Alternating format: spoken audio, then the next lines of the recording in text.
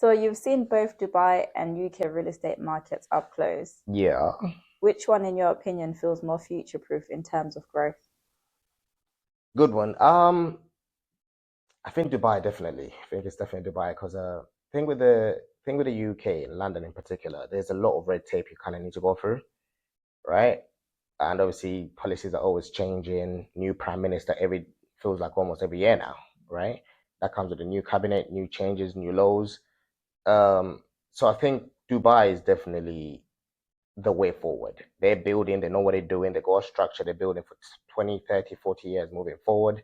So yeah, if I'm to directly compare both of them right now, I say the future looks like it's definitely brighter for Dubai moving forward. So I've heard that Dubai is constantly evolving. Do you think it's too fast-paced for the average investor, or is that the secret to its success? Fast paced. I think it all comes down to what you're looking for, right? What does that mean? Like, pause it. So I've heard that Dubai is constantly evolving, but do you think it's too fast-paced for the average investor, or is that the secret to its success? Mm, I think it all comes down to what you're buying. You gotta understand what you're buying. That's the most important thing because if you don't, then yeah, it's got the whole market's gonna seem so fast paced for you, right? But things constantly changing for the investors, that's really good. If you know what you're getting, that's really good because if you act quickly and you're decisive, well, where in other markets you're basically looking at maybe a year or 2 or 3 years, here you might be able to enter and exit in 9 months, right? So if you're decisive and you're being guided by the right person and you understand exactly what you're getting, so I don't think pace is a problem at all. Now let's talk about property types. Hmm. Do you see a specific type of property dominating the market in either Dubai or UK right now? Is it like villas in Dubai or flats in London? Uh, I think right now where the market's going, you definitely want to be. I think you want to say villas in Dubai. There's not enough of them, so obviously that drives up demand, right?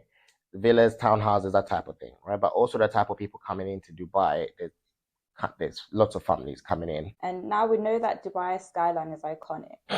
Do you Hmm. think the rise in luxury properties has glamorized the feel of real estate there? How does that impact the average everyday buyer? Uh, yeah, I mean it's glamorized, but that's good. That's a good thing, right? Because it markets the city, promotes the city. Well, obviously that literally is what drives the traffic, right? Um, and that brings investment. So the city grows. So I don't think it's a bad thing in any way, sort of form, right? Glamour attracts people demand for property and investment. Okay, and when it comes to long-term investment, do you think Dubai offers more stability than the UK, or does the UK's historical market strength win? Long term, I think long term it all comes down to how you look at everything, right? Dubai is growing, the market's strong. So if you really look at 5, 6, 7, 10 years from today, I think long term you definitely want to stay in Dubai. And also the UK has peaked in most areas, right?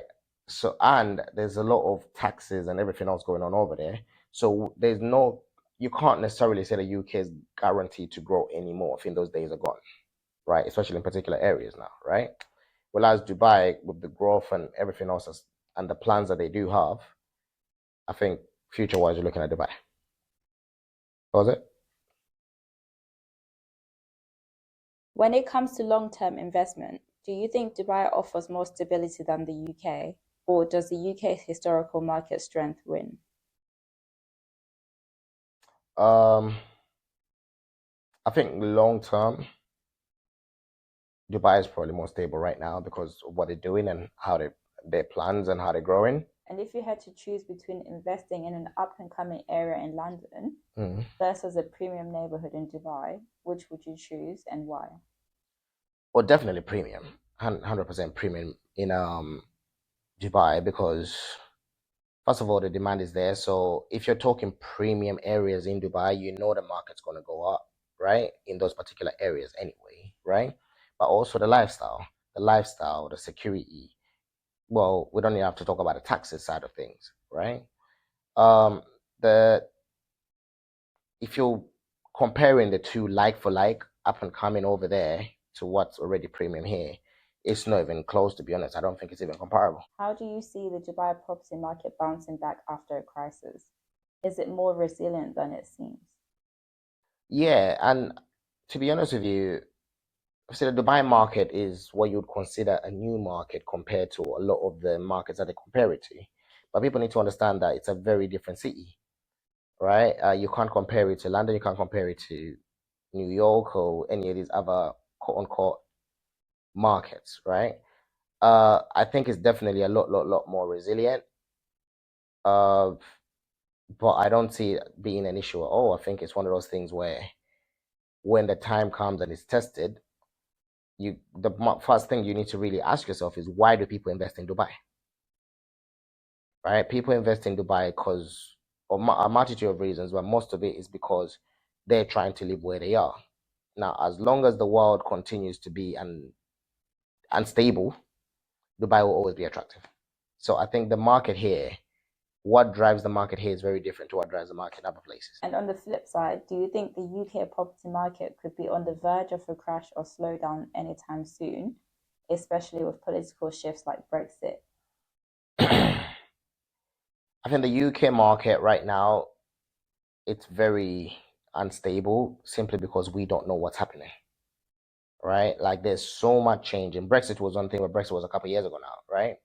But there's new regulations, taxes are going up, and though a lot of these taxes and everything else is changing, is affecting investors. That's where the biggest issue is coming in, right? So we don't know what the market looks like next year or in 2 years. There there is a lot of demand coming in, yes, in the UK too, because London is London and it will always be what it is. But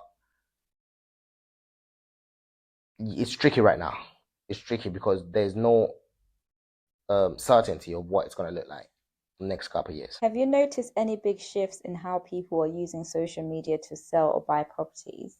Is Instagram and TikTok making waves in the market? Yeah, the Dubai real estate market is a very different game, and yeah, of course. To be honest with you, lots of people are using it because the one Dubai is built on knowing how to market itself to the world, and obviously that attracts attention, that attracts investors. So that basically sips down to like what you'd call the other businesses, which is real estate in this particular point that we're talking about. So people are definitely using it to attract other investors and also to just put information out there. So, if Dubai is a lot cheaper, what do you think of the rental yields? What kind of returns can an investor expect from Dubai versus the UK right now? That depends on where you're investing and who's advising you. That's the most important thing. You can't compare Dubai as a city to the UK, right? You'd have to do it as UAE to the UK. You can compare Dubai to London, right? Um, and then it comes down to what exactly are you buying? Because the yield in downtown is very different to the yield in Dubai Hills.